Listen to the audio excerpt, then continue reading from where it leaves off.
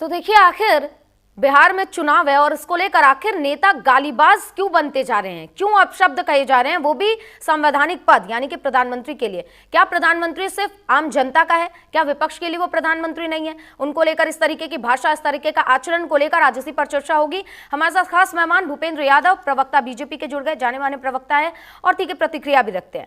अरुण कुमार प्रवक्ता जुड़ गए हैं आरजेडी से, जो अपना पक्ष रखेंगे क्योंकि लगातार बवाल हो रहा है, इस बीच उनका पक्ष सुनना बहुत जरूरी है। प्रोफेसर विपुल सुनील पॉलिटिकल एक्सपर्ट के तौर पर हमारे साथ जुड़ गए। आप तीनों मेहमानों का बहुत बहुत स्वागत है और कीमती समय देने के लिए आप सभी का बहुत बहुत धन्यवाद। शुरुआत आरजेडी से ही करना चाहूंगी क्योंकि लगातार ये बवाल हो रहा है और अरुण कुमार जी, सबसे पहले आपसे शुरुआत होगी। क्या आप लोग इतने ज्यादा अभी असहज हो गए हैं बिहार में चुनाव को लेकर? इतनी ज्यादा आपके अंदर वो अंडर कॉन्फिडेंस आ गए हैं विपक्ष की, अब प्रधानमंत्री तक को गाली देने के बाद भी कोई प्रतिक्रिया सामने नहीं आ रही और इसको भी जस्टिफाई करने के लिए कांग्रेस सामने आ रही है। पवन खेड़ा कह रहे कि हमारी ये मानसिकता नहीं, हमारी ये संस्कृति नहीं है। बिल्कुल नहीं। और सहज तो भारतीय जनता पार्टी एनडीए के लोग हो चुके हैं, सदमे में चले गए हैं और सर, सदमे बौखलाहट में गए हैं नहीं गए इस पे बाद में बात होगी। पहले आप मुझे ये बताइए कि मंच से प्रधानमंत्री, जो कि एक संवैधानिक पद है, प्रधानमंत्री तो आपके भी है ना, लेकिन मंच से, जो मंच राहुल गांधी तेजस्वी यादव के लिए सजा हो, उस मंच पर गाली प्रधानमंत्री के लिए। सर सुन लिया जाए, पहले जी थोड़ा धैर्य से सुनिएगा गुप्ता जी, है ना। जी। अब बीच में ही टोका टोकी करिएगा सर तो आप फिर बात तो घुमाइएगा तो हम नहीं सुनेंगे, हमारे दर्शक भी सुन रहे हैं नहीं। आपके और हमारे बिल्कुल, माध्यम से सुन रहे हैं ना सर। तो बिहार में चुनाव है, बिहार की भी जनता आपको सुन रही है। आप तो सुन लीजिए ना। जी आप ही बोलिएगा तो मैं क्या बोलूं। चलिए सर, 1 मिनट तक मैं सबसे चुप हूं। सबसे पहले आपको जानकारी होनी चाहिए, जिस मंच की बात आप कर रही हैं, उस मंच से हमारे आदरणीय नेता राहुल गांधी जी, आदरणीय नेता तेजस्वी यादव जी उस मंच पर थे नहीं। न तो उस मंच से किसी तरह का उन्होंने वक्तव्य दिया, न तो भाषण किया। वो उनका रथ था, उसके बाद वहीं से संबोधन उनका हुआ। जहां तक वो भारी भीड़ थी और भीड़ में कहां से क्या, किस तरह की बातें आई, यह तो जांच का विषय है। ये तो जांच होने के बाद ही दूध का दूध, पानी का पानी हो पाएगा। चूंकि बिहार में एनडीए की सरकार है, डबल इंजन की सरकार है, भाजपा जेडीयू की सरकार है, शासन भी उनका है, प्रशासन भी उनका है और ये षड्यंत्र भी उन्हीं का है। तो इसका पर्दाफाश तो उन्हीं को करना पड़ेगा। जहां तक अभद्रता की बात है, तो अभद्रता की सारी सीमा लांघ कर भारतीय जनता पार्टी एनडीए ही राजनीति करती है। चाहे प्रधानमंत्री की बात कर लें या आम कार्यकर्ता एनडीए की बात कर लें, इतिहास गवाह है, सदन से लेकर सड़क तक, उसमें कहीं कोई संदेह नहीं है। लेकिन ये सच्चाई है कि भारतीय जनता पार्टी एनडीए के लोग मूल सवालों से ध्यान भटकाने के लिए इस तरह का भावनात्मक मुद्दों को आगे ला रही है। लेकिन बिहार लोकतंत्र की जननी है, बिहार की महान जनता सजग है और महान जनता ने भारतीय ठीक है जनता सर, आपका समय पूरा हुआ, अब मुझे इंटरप्ट करना पड़ेगा सर। 1 मिनट ना, इंटरप्ट सुनिए। ठीक है बोलिए सर, उसके बाद ठीक 50 मिनट का डिबेट है, इंटरप्ट करने, बात पूरी होने दीजिए। सर आपके बाद भी तो, सर आप क्या बात बोल रहे हैं, वही मैं कह रही हूँ सर। आपके दर्शक भी सुन रहे हैं सर, आपको दर्शक भी सुन रहे हैं। आप कह रहे हैं ना एनडीए ने करवाया। एक बात बताइए, राजद के नेता अवधेश सिंह ने 15 मार्च 2024 का ही उनका बयान है। बयान क्या है सर? अगर मोदी की खोपड़ी में कोई गोली मार दे तो इसको गलत नहीं कहा जाएगा। इसको कैसे आप जस्टिफाई करेंगे? जर्सी गाय, आपको पता भी है ये बयान 2024 का, आप इसको कैसे जस्टिफाई करेंगे सर? अरे सुनिए ना, भाषण बेचैन मत होइए, छटपटाइए। नहीं सर, मैं बेचैन नहीं हो रही, गलत बात मत करिए। हमारे साथ और भी मेहमान जुड़े हैं। अरुण कुमार जी कह रहे कि एनडीए और बीजेपी की सरकार है और उन्होंने ही जानबूझकर ये भावनात्मक मुद्दा उठाया ताकि ध्यान भटकाया जा सके।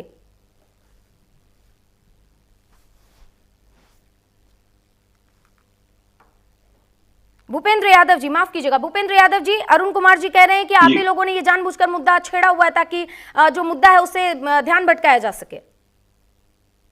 ऐसा है बहन, मैं बता दूं कि दरभंगा में जो कांग्रेस और जो है इंडी गठबंधन के लोग और हमारे आदरणीय तेजस्वी जी, ये जो बिहार के धरती से माननीय प्रधानमंत्री को इस तरह का अभद्र टिप्पणी और गाली गलौज तक का इनका स्टेज से जो ये लोग स्टार्ट किए हैं, यह देश हित के लिए नहीं है। यह दुर्भाग्यपूर्ण जो है ना बात है मेरी भाई। और मैं बता दूं कि बिहार की ये लोकतंत्र की जननी, ये हमारी सम्मानित जनता इस बात को जो है ना, मतलब 14 करोड़ जितने भी हमारे सम्मानित जनता है उनके कान तक चली गई है। और इस बात को लेकर के पूरे बिहार की धरती पर आक्रोश है। 140 करोड़ सनातनी भी इसके लिए काफी जो है ना आक्रोशित है। बहन मैं बता दूं कि ये लोगों का कल्चर यही रहा है कि जब इन लोगों को हार नजदीक दिख रहा है तो ये SIR का एक माध्यम बना करके ये विपक्षी लोग, आज से नहीं, ये आदरणीय लालू प्रसाद जी का भी कल्चर रहा है, ये जो है ना राहुल गांधी जी का भी कल्चर रहा है। ये लोग तुम त्राक और ऐसे देश के प्रधानमंत्री के ऊपर गलत टिप्पणी करना, तुम त्राक करना, यह देश के लिए ही नहीं दुर्भाग्य है, बिहार की जो है ना 14 करोड़ जनता इस बात को आक्रोश में है। और आने वाला 2025 चुनाव में ये इंडी गठबंधन के लोगों को इतनी अच्छी तरह से बिहार की लोकतंत्र की जननी और धरती जो है ना, इनको स्क्रीन पे लाइए, भाषण देने जा की रही पूरी है। छूट दे रखे हैं भाजपा नेता को। ये लोग जो है ना बिहार के अंदर में, अरुण सिंह जी, मुंह में आप दही इनको जम मत गया करिए। क्या गुप्ता जी? मुंह में दही अरुण जम कुमार जी, गया आपको क्या समय गुप्ता दिया जी? था ना, मैं तो आपको जब- समय दिया था मैं ना, जब बोल रहा समय था, तो उनको भी मुझे हैं? देना पड़ेगा। हमारे भाई, साथ अन्य मेहमान मेरी भी बात जुड़े हुए हैं, भाषण दिला रहे हैं। हमारे ये साथ अन्य भाषण मेहमान। दिलाइए। सर आप नहीं बताएंगे भाषण मुझे मेरे देने की डिबेट में पूरी क्या छूट- करना है? अरे, सर आप मुझे नहीं यार, बताएंगे कि मुझे मेरा काम कैसे करना है? आपकी दोगली नीति है। सर आप मुझे नहीं बताएंगे कि मुझे मेरा काम कैसे करना है? आप भाषण देने ठीक की है। छूट दे रखी है। ठीक है, हमारे साथ विपुल प्रोफेसर विपुल सुनील जी भी जुड़े हुए हैं। ठीक है सर, बस अब थोड़ा सा हम पॉलिटिकल एनालिस्ट के पास चलेंगे, हम उनसे समझने का प्रयास करेंगे। मेरी बात विपुल को जी, पूरा होने दीजिए, मेरी बात को बहन पूरा होने दो, मैं अंत कर देता हूँ 2 सेकंड में। देखिए, भ्रष्ट ठीक राजनीति है। जो है, ये जो 2 राजकुमार हैं, राहुल गांधी जी और जो है ना ये तेजस्वी जी, ये भ्रष्टाचारी और परिवारवाद और वंशवाद के बुनियाद पर खड़ा है इन लोगों की पार्टी रे भाई। खुद वंशवादी पार्टी के सहारे नरेंद्र मोदी जी प्रधानमंत्री बने हुए हैं। खुद वंशवादी पार्टी के सहारे प्रधानमंत्री बने हुए नरेंद्र मोदी पर उतरे हुए है हैं ना? ऐसे लोगों को बिहार की जनता 2025 चुनाव में माफ नहीं करेगी। और इस बात को अब देखिएगा, राजद और कितना कांग्रेस समय दीजिएगा गुप्ता जी भाजपा को? करके रह जाएगा। ये भाजपा का चैनल है क्या? कितना समय यार सुनो, दीजिएगा? अरुण, पूरा एकदम यार अरुण सुनो। जी, राजद की सुनिए। प्रवक्ता, कंट्रोल सुनिए। रखो अपने आपको। अरे अपने आप को कंट्रोल रखो भाई। ये मंच नहीं है, ये मंच नहीं है। परिवारवादी पार्टियों के सारे प्रधानमंत्री बने हुए हैं। परिवारवाद अरुण कुमार जी, एक मिनट सर, एक मिनट स्क्रीन पे लाइए और आप दोनों शांत हो जाइए। एक मिनट सर, अरुण कुमार जी रुक जाइए। भूपेंद्र यादव जी आपसे भी अनुरोध है, अरुण कुमार जी आपसे भी अनुरोध है। पहली बात तो ये सुन लीजिए अरुण कुमार जी कि आप जवाब दे रहे हैं अपनी पार्टी की तरफ से। पर्सनल कमेंट मत कीजिए, यहाँ पर बैठ के पर्सनल कमेंट मत कीजिए, ठीक है? जवाब देने आए हैं, जवाब दीजिए, पर्सनल कमेंट मत कीजिए। अरे चारा चोर, अगर आप पर्सनल कमेंट करेंगे फिर मैं भी पर्सनल हो जाऊंगी। सृजन घोटाला, बांध घोटाला, क्या बोलोगे? चोर, क्या बोलोगे?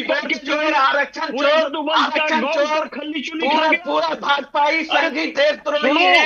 देश का अपमान किया, संविधान का अपमान किया। क्या बोलेंगे भाजपाई? क्या बोलेंगे? लालू जी को बोलोगे? संघी क्या बोलोगे? गोडसे को मानने वाले सुनो, क्या बोलोगे? गोडसे क्या बोलोगे? गोडसे को मानने वाले क्या बोलोगे? गोडसे को मानने वाले क्या बोलोगे? संविधान विरोधी लोग, देश विरोधी। ठीक है, हमारे पास अन्य मेहमान भी बने हुए हैं, पॉलिटिकल एनालिस्ट हमारे साथ बने हुए हैं। आप दोनों का आवाज मुझे डाउन करना पड़ेगा सर, आप हमारी बात नहीं सुन रहे। सर प्लीज अपना मंच लेके अपने में लड़ाई करिएगा। हमारे साथ सुनील जी भी बने हुए, उन्हीं का रुख करेंगे। सर आपसे भी समझना चाहेंगे, आप सुन रहे हैं कि कैसे यहाँ पर तू मैं में की लड़ाई चल रही है, और राहुल गांधी तू तड़ाक की भाषा का इस्तेमाल करते हैं, दूसरी ओर पीएम मोदी तक को गाली दे दी जाती है। और अब देखिए स्क्रीन पर आप भी देख ही रहे हैं कि किस तरीके से यहाँ पर पर्सनल चीजें कमेंट की जा रही है, यहाँ तक कि मुझे भी इसमें घसीटा जा रहा है। आपका क्या सर इस पे जवाब होगा? सबसे पहले तो ये, और आने वाले समय में बिहार की राजनीति पर इसका क्या असर दिखने वाला है? घबराओ मत, अब तुम्हारी चोरी पकड़ी गई है, पूरे देश में जाओगे, मोदी जाएगा, अब जुमलाबाजी नहीं चलेगा इस देश में, अब तुम्हारी अरे अरुण कुमार जी, मोदी जाएंगे तो आप अभी से क्यों स्क्रीन पर इतना वो कर रहे हैं? रुक जाइए ना सर, थोड़ा सा रुक जाइए, थोड़ा सा रुक जाइए, तुम लोग यादव जी थोड़ा सा रुक जाइए। ओछी राजनीति कर रहे हो, ठीक है ठीक है ठीक है, ओछी हो रही है, अच्छी हो रही है, ये नवंबर में पता चल जाएगा। ठीक है अरुण जी बस, अरुण जी बस, पानी पीजिए, अरुण जी पानी पीजिए जी, सुनील जी चोरी मत, पानी पी लीजिए, ठीक है, तरफ गई हैं, बहुत बेचैन हो चुकी हैं भाजपा के लिए, पानी पी लीजिए। अरे सर तो आप क्या चाहते हैं सर? मैंने आपको अभी भी बोला पर्सनल कमेंट मत कीजिएगा, मैं बखिया उधरने पे आ जाऊंगी, पर्सनल कमेंट मत कीजिएगा बिल्कुल, ठीक है मत कीजिएगा, बिल्कुल मत कीजिए सर, मत कीजिए। अब डिबेट में आए, ससम्मान आए ना सर, सम्मान दीजिएगा, सम्मान मिलेगा सर, बहुत सम्मान कर रहे हैं, बहुत डिबेट करो सर। एक और मंच पे आप अभद्र भाषा का प्रयोग कर रहे हैं, दूसरी तरफ आपको बिहार की जनता सुन रही है। ठीक है सर, हमारे साथ अन्य मेहमान भी बने हुए हैं, सर थोड़ा सा सब्र रखिए, थोड़ा सा सब्र रखिए, हमारे साथ अन्य मेहमान भी बने हुए हैं, पॉलिटिकल एंड एक्सपर्ट जुड़े हुए हमारे साथ, उनका रुख करूँ ना मैं? सुनील जी यादव जी मर्यादा, हमारे साथ अन्य मेहमान भी हैं, हमें उनका भी रुख करना पड़ेगा। जी सुनील जी, आपको क्या लगता है ये जो जिस तरीके की अभद्र भाषाओं का प्रयोग किया जा रहा है, यहाँ तक कि मैं भी उसमें घसीटी गई हूँ, आप सर बताइए, क्योंकि बिहार में आने वाले 1 महीने 1.5 महीने में वहां पर चुनाव होना है, क्या इसका असर देखने को मिलेगा जिस तरीके की राजनीति दोनों तरफ से की जा रही है? सुचित्रा जी नमस्कार। जी सर नमस्कार। सबसे पहले तो मैं ये कि इस डिबेट में इन दोनों प्रवक्ताओं को देख करके आज की राजनीतिक दलों के और राजनेताओं के चरित्र को आप समझ सकती हैं। सीधा नमूना यहाँ खड़े हैं, दोनों के दोनों बैठे हैं, सॉरी। और आप देखिए कि ये अरुण कुमार किसके प्रवक्ता हैं आई डोंट नो, पर मैंने देखा कि किस तरह की भाषा एक स्त्री पत्रकार, एक महिला एंकर के लिए कर रहे थे। अब यही आज की राजनीति का नमूना है। निश्चित तौर पे दरभंगा में जो हुआ है उसकी निंदा की जाएगी। इसके साथ ये भी कहूंगा, अभी बीच में मेरे नहीं बोलोगे, बिल्कुल नहीं बोलोगे, माइक बंद करिए सुचित्रा जी इनका जी, मेरे बीच में टोका टाकी नहीं चलेगी किसी की भी। जी सर आप कंटिन्यू कीजिए। बोलेगा बीच में तो अभी कोई नहीं बोला है, कोई नहीं बोला है, नहीं बोला है, मैं कह रहा हूं नहीं बोला है, थोड़ा नहीं बोला है। तुमको बैटिंग करना है तो करो, आप बीच में नहीं बोलेंगे, मेरी बात सुनिए। कोई नहीं बोला है, कोई नहीं बोला है। प्रश्न कीजिए मुझसे, मैं उसका जवाब दूंगा। अरुण जी आप प्रश्न कीजिएगा, मैं जवाब दूंगा अगर आपको मेरे से प्रश्न है तो। सबसे पहले तो ये कह रहा हूं कि मैं इस घटना का निंदा मैंने किया, और इसके साथ मैं ये कहूंगा कि मैं पिछले 3 वर्षों से ये बात लगातार कर रहा हूं कि सदन से लेकर के और सदन से बाहर तक आज जिस तरह से, और किसी एक पार्टी की बात नहीं है या किसी एक पार्टी के समर्थकों की बात नहीं है, जो स्थिति राजद और कांग्रेस के लोगों की है वही स्थिति भारतीय जनता पार्टी, जदयू और तमाम अन्य लोगों की भी है। राष्ट्रीय पार्टी है कांग्रेस, कांग्रेस के प्रमुख नेता हैं और विपक्ष के नेता हैं राहुल गांधी, और खड़े होकर के मंच से जब कह रहे होते हैं कि मैंने नरेंद्र मोदी को कहा, मैंने उसको कहा, इसने ये सुना, तो इस तरह की भाषा जब उनके नेता प्रयोग कर रहे हैं तो उनके समर्थक गाली गलौज क्यों नहीं करेंगे? ये क्या सीख दे रहे हैं? संसद से लेकर के और इन टीवी डिबेट्स में देख लीजिए इन लोगों की लड़ाई, तुम गोडसे के भक्त हो, तुम इसके ये हो, किस लेवल पर चले जाते हैं। और जाते जाते ये गिरावट को दिखा रहा है, चारित्रिक गिरावट। राजनीति का कोई चरित्र उस तरह का नहीं रहा, और ये मैं बार बार कह रहा हूं, जोर देकर के कह रहा हूं कि इसके लिए कोई एक दल जिम्मेदार नहीं है, ये सबकी जिम्मेदारी है। और अब आपको इतना तो तहजीब रखनी चाहिए कि देश के प्रधानमंत्री के बारे में अगर आपके मंच पर आकर के कोई अननोन व्यक्ति, आप सीधे तौर पर इनकार भी नहीं कर रहे हो, सफाई भी दे रहे हो, उल्टी सीधी बातें उसमें आ रही है कि हमने तो नहीं बोला। अरे भाई, आपके मंच पे भी कोई आकर के बोल रहा है तो आपको इसको रोकना चाहिए ना।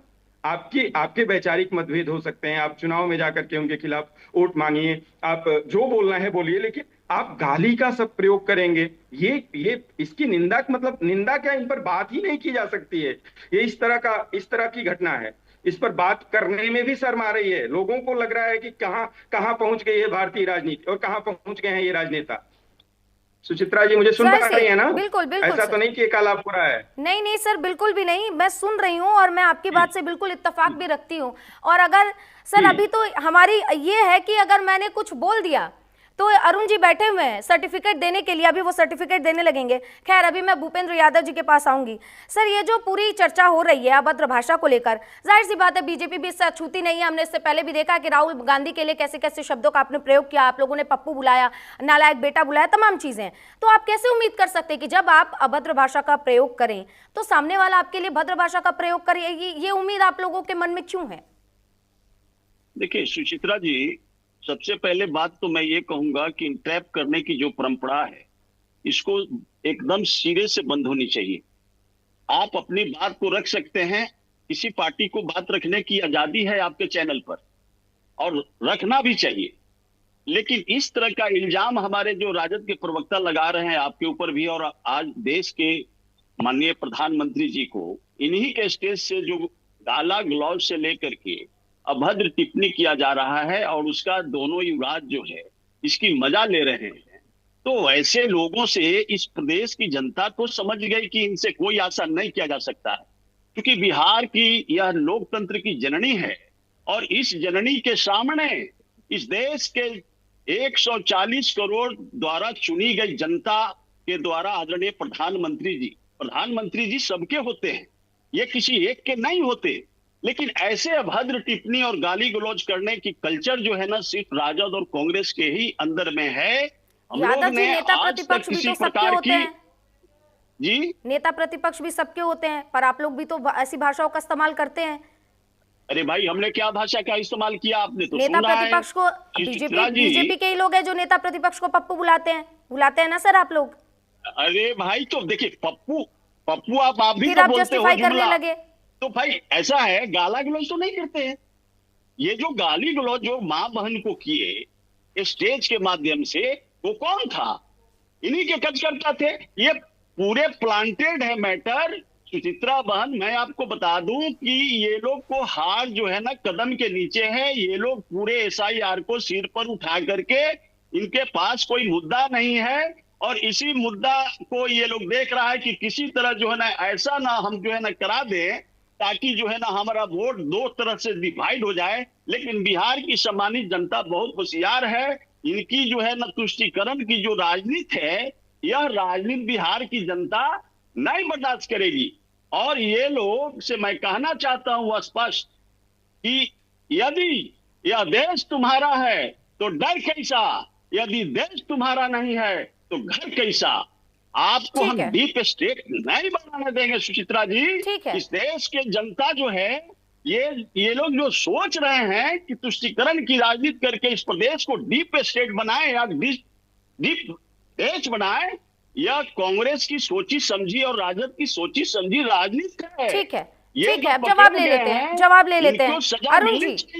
अरुण जी जवाब दे दीजिएगा। लोगों को आहत पहुंचाए हैं। ठीक है यादव जी, ऐसे लोगों को बिहार की जनता बर्दाश्त नहीं करेगी। आने वाला 2025 चुनाव में इसको हरा करके देखिएगा बाहर। ठीक है, हम जरा अब अरुण जी के पास जाना चाहेंगे। अरुण जी, आपसे मेरा एक सवाल है कि पिछले दिनों किस तरीके की राजनीति बिहार में हो रही है आपको भी पता है। सीएम रेवंता रेड्डी वहां पर आते हैं, एमके स्टालिन वहां पर आते हैं और प्रियंका गांधी भी वहां पर प्रचार प्रसार के लिए आती हैं। अब मुझे यहाँ तक पता है सर, आप बहुत ही एक्टिव रहते, तो आपको ये भी पता होगा कि रेवंता रेड्डी और एमके स्टालिन, उन्होंने बिहारियों को लेकर कैसी कैसी भाषा का प्रयोग किया है। अगर आपको याद नहीं होगा तो मैं याद दिला दूंगी। मैं ये जानना चाहती हूँ कि राजनीति में जो लोग बिहारियों का अपमान कर रहे हैं, जो बिहारियों के डीएनए तक को खराब बता रहे हैं, उनको आप चुनाव प्रचार में इस्तेमाल कर रहे हैं और उसके बाद आप इसको जस्टिफाई भी कर रहे हैं और उल्टा इल्जाम किसी और पर लगा रहे हैं। सर, आप इसको कैसे जस्टिफाई करेंगे? जो लोग बिहारियों को गाली दे रहे हैं, जो लोग बिहारियों के डीएनए को खराब बता रहे हैं, आप उनको अपने प्रचार में बुला रहे हैं स्टार प्रचारक के तौर पर। देखिए सुचित्रा जी, इतिहास के पन्ने को जब उल्टाएंगे ना तो बहुत सारी बातें सामने आएगी। आपको याद होगा बिहार के माननीय मुख्यमंत्री नीतीश कुमार जी को देश के प्रधानमंत्री नरेंद्र मोदी जी ने डीएनए पे सवाल उठाया था, यानी पूरे बिहारियों को अपमानित करने का काम किया था। नीतीश कुमार जी ने भी बाल नाखून काट के भेजवाने का काम किया था, एक आंदोलन चला था और आज तक भी रिपोर्ट नहीं आया। उसके बाद भी प्रधानमंत्री जी किस मुंह से बिहार आ रहे हैं, मैं उस पर नहीं जाऊंगा। इन सारे सवालों से बड़ा सवाल आज है जो बिहार वासियों का, जो मतदाता का मत का अधिकार छीना जा रहा है। जो बाबा साहेब ने मत का अधिकार, वोट का अधिकार सारे नागरिकों को दिया है, एक वोट का अधिकार, आपने देखा किस तरीके से एसआईआर के बहाने माध्यम से भारतीय जनता पार्टी और एनडीए और चुनाव आयोग ने एक सोची समझी साजिश के तहत वोट का अधिकार छीनने का काम किया। और सुचित्रा जी, आपको ये नहीं लगता है ये वोट मांगने के लिए आज नहीं आ रहे हैं, न तो सत्ता के लिए वोट का अधिकार यात्रा है, यह यात्रा जो है लोकतंत्र बचाने के लिए है, वोट का अधिकार बचाने के लिए है, संविधान बचाने के लिए है। और जो कि लगातार नरेंद्र मोदी जी वोट के अधिकार पर हमला करते आए हैं, लोकतंत्र पर हमला करते आए हैं, संविधान को लहूलुहान करने का काम किए हैं, तो देश की जनता में एक अलग उबाल है। वोट का अधिकार यात्रा जन आंदोलन का रूप धारण कर लिया है, इसलिए तो ये लोग सदमे में हैं, बौखलाहट में हैं और लगातार ये अब भावनात्मक मुद्दे को आगे कर रहे हैं। लेकिन भारतीय जनता पार्टी का अब न तो देश में, प्रदेश में भावनात्मक नारे चलेंगे, न तो भावनात्मक मुद्दे चलेंगे, क्योंकि देश और प्रदेश की जनता ने इनका चाल चरित्र को समझ लिया। ये मुद्दे की बात कभी नहीं करते, बेरोजगारी की बात नहीं करते, महंगाई की बात नहीं करते, भ्रष्टाचार की बात नहीं करते। बिहार में 2 दशक से सुन लीजिए ना सर, एक काउंटर क्वेश्चन ले लीजिए, उसके बाद आप फिर जवाब दीजिएगा। सर, कहने का मतलब बस ये है कि जिस सड़क पर राहुल गांधी, तेजस्वी यादव इस दौरान खूब फर्राटा मार के बुलेट चलाते हुए चल रहे हैं, वो सड़क तो केंद्र सरकार ने बनवाई है। अब लालू प्रसाद यादव के दौर पर भी क्या सड़कों का हालत था, वो तो आप भी जानते ही होंगे सर, लेकिन मुझे पता है कि इसका भी काउंटर जवाब आपके पास होगा। रुक जाइए सर 1 मिनट। और आपके सर कितने बीएलओ हैं मुझे ये बता दीजिए, और 1 सितंबर तक का चुनाव आयोग ने समय दिया था, आपकी तरफ से कितनी आपत्तियां दर्ज करवाई गई हैं ये बता दीजिए। आपको शायद जानकारी नहीं है, यूपीए 1 यूपीए 2 का देन है आज जो बिहार में सड़कों का जाल बिछा हुआ। अध्ययन कर लीजिएगा, न कि नीतीश बाबू का क्रेडिट ले रहे हैं, उसी सरकार का देन है। आदरणीय लालू प्रसाद यादव जी रेल मिनिस्टर थे, 3 कारखाना देने का काम किया। 2 दशक से बिहार के मुख्यमंत्री नीतीश जी हैं, 17-18 साल से एनडीए की सरकार है, 11 साल से केंद्र में। तो आप ये कह रहे हैं मतलब कि 18 साल 20 साल पहले जो सड़कें बनी थी वो टूटी नहीं है, बिल्कुल एकदम वैसी की वैसी हैं। आप बोलिएगा, सुन लीजिए सुचित्रा जी, थोड़ा सा धैर्य से सुना करिए। नहीं सर, वो क्यूरियोसिटी थोड़ी मन में आ रही थी कि मतलब 18 साल से सड़कें बिल्कुल वैसी हैं। नीति आयोग का रिपोर्ट आप देखिए, नीति आयोग भारतीय जनता पार्टी, ये राष्ट्रीय जनता दल का प्रकोष्ठ नहीं है। नीति आयोग ने पोल खोल दिया बिहार का, साक्षरता दर में कहां, प्रत्येक व्यक्ति आय के मामले में कहां, निवेश के मामले में कहां, हाँ 1 नंबर कहां है, भ्रष्टाचार में बिहार, बेरोजगारी में, पलायन में, अपराध में। प्रत्येक वर्ष 4 करोड़ लोग पलायन कर चुके हैं, ये आंकड़ा भारत सरकार का। अपराध में नंबर 1। ठीक है, हम पॉलिटिकल एक्सपर्ट के पास अब चलेंगे। ठीक है सर, आपको बहुत इनफ टाइम दिया। अब विपुल सुनील जी के पास दोबारा चलेंगे। विपुल सुनील जी, आप सुन रहे हैं कि अरुण कुमार जी बता रहे हैं पूरा चीज एकदम पर्सपेक्टिव, पुरानी इतिहास की चीजें बिहार का। सर ठीक है सुनील जी, मैं आपसे ये जानना चाहूंगी कि सर कह रहे हैं कि वोटर अधिकार यात्रा अब इस वक्त जन आंदोलन बन गया, वोट के लिए नहीं की जा रही है लेकिन लोगों के अधिकार के लिए की जा रही है। At the same time Rahul Gandhi, Tejashwi Yadav वहां पर पहुंचकर वोट भी मांग रहे हैं। पहली बात हो गई। दूसरी बात ये कि सर बता रहे हैं कि सड़कें 18 साल 20 साल पहले जो बनी थी लालू यादव के दरमियान, सड़कें बिल्कुल वैसी की वैसी हैं, टूटी और कुछ नहीं हुई हैं, और नीतीश कुमार ने कोई काम नहीं करवाया। सर आप ज्यादा इस पर प्रकाश डाल पाएंगे? सड़कों पर तो इनके विपक्ष के लोग ही लगातार वक्तव्य दे रहे हैं कि नितिन गडकरी की तारीफ करते हैं, प्रधानमंत्री मोदी की तारीफ नहीं करते हैं, उनकी खिंचाई करते हुए भी गडकरी की तारीफ करते हैं और कहते हैं कि गडकरी को प्रधानमंत्री बनना चाहिए इसी काम के लिए, सड़कों के नाते ही।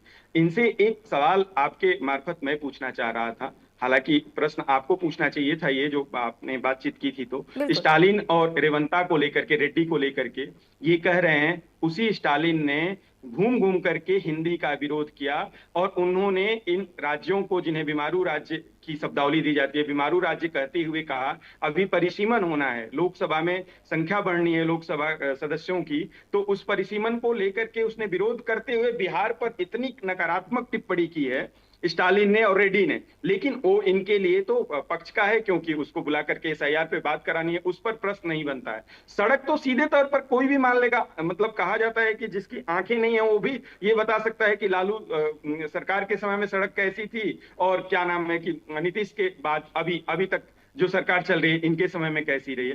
तो सवाल तो ये बनता है कि इनसे कि ठीक बात है कि आप एसआईआर के नाम पर विरोध कर रहे थे, आपको एक जन समर्थन भी ठीक ठाक मिल रहा था, सड़कों पे लोग भी आपके साथ आ रहे थे, क्या कारण था कि इन सबके बावजूद भी आपको उन लोगों को बुलाना पड़ा जो बिहार का अपमान किए हैं, सीधे सीधे बिहारी शब्द का प्रयोग करके रेड्डी ने उल्टा सीधा बोला है? और क्या बिहार की जनता इस चीज को देख करके निर्णय नहीं करेगी? क्या भारतीय जनता पार्टी अगर इसको मुद्दा बना रही है तो भारतीय जनता पार्टी को तो जाना जाता है हारी हुई बाजी को जीतने के लिए, वो ये मुद्दा बनाएगी और बिहार में देखिए बीजेपी बम बम बम बम करेगी इसी मुद्दे पर। सुनील जी, अभी मैं इसमें एक चीज और जोड़ना भूल गई थी। पंजाब के पूर्व मुख्यमंत्री थे चरणजीत सिंह चन्नी, जब वो बिहारियों को लेकर अपमानजनक शब्दों का प्रयोग कर रहे थे और कह रहे थे कि बिहारियों को पंजाब से निकाल दो, इनको रहना नहीं चाहिए यहाँ पे, तो प्रियंका गांधी वाड्रा अरुण जी सुन लीजिए, प्रियंका गांधी वाड्रा ताली बजाकर वहां पे खूब हंस रही थी। बिहारियों के अपमान के बाद भी इस तरीके की राजनीति और स्टार प्रचारक बना देना, सुनील जी आपसे समझना चाहूंगी। जी, मैं प्रश्न समझा नहीं आपका, एक तो पूरी बात नहीं आ पा रही है, एक बार रिपीट करिए। ठीक है, हो सकता है सर नेटवर्क का कुछ इश्यू। सर मैं कह रही हूँ, वो चरणजीत सिंह चन्नी जब वो खुले मंच से बिहारियों के लिए अपशब्दों का इस्तेमाल कर रहे थे और कह रहे थे कि पंजाब से बाहर निकाल देना चाहिए बिहारियों को, और उसी दौरान प्रियंका गांधी वाड्रा जो वहां पर मौजूद थी वो तालियां बजाकर हंस रही थी। बिहारियों के अपमान के बाद सर स्टार प्रचारक के तौर पर उन्हीं लोगों को क्यों बुलाया जा रहा है?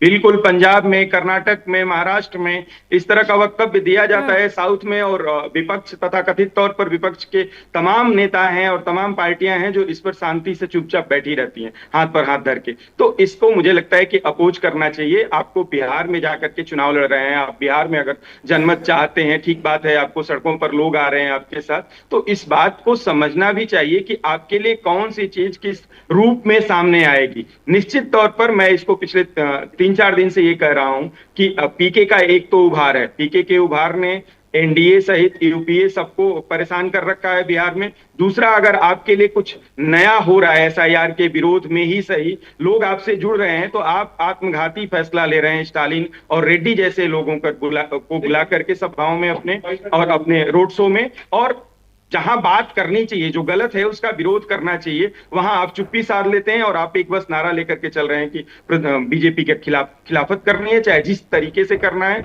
और जो भी बोल करके बरगला करके जिस तरीके से हमें जन समर्थन चाहिए। हालांकि मोटे तौर पर राजनीतिक दलों का सबका काम यही है, लेकिन विपक्ष के लोग इन दिनों, मुझे लगता है कि इसके डिबेट की शुरुआत में ही आपने कहा कि कई आत्मघाती फैसला ले रहे हैं, कई बार होता है कि संतुलन इनका बिगड़ा हुआ है, ये भी कह सकते हैं। ठीक है, अब हमारे साथ यादव जी बने हुए हैं, क्योंकि अभी अरुण जी ने कई सारे सवाल भी पूछे तो जवाब लेना बहुत जरूरी है। यादव जी, कानून व्यवस्था लचर है, ये आप भी जानते हैं बहुत बढ़िया से।